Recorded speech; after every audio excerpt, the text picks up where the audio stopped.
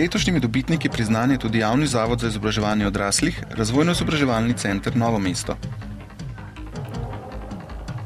Vodi ga za nove izobraževalne poti in možnosti zagreta direktorica Vesna Dular.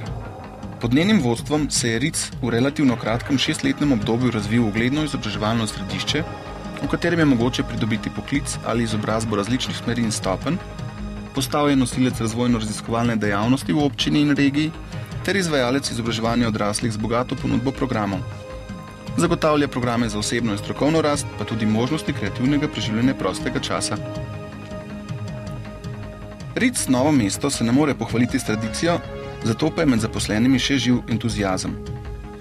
Doseči želijo, da bi izobraževanje odraslih zaživelo v kar najširših okvirih, raznovrstnih oblikah ter potrebam ljudi prilagojenih možnostih.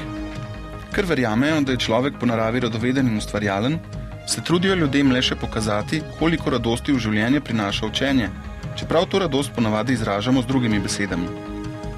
Novo obzorje je odprlo poudarjanje vseživljenjskosti učenja. RIC je začel organizirati študijske krožke, ustanovil borzo znanja in središče za samostojno učenje, velikopotezno je zastavil program tedna vseživljenjskega učenja, prireja brezplačne učne delavnice na temo učenja, organizacije časa ter oblikovanje pozitivne samopodobe, posebej za ljudi z učnimi težavami. Študentom andragogike pa omogoča opravljanje študijske prakse.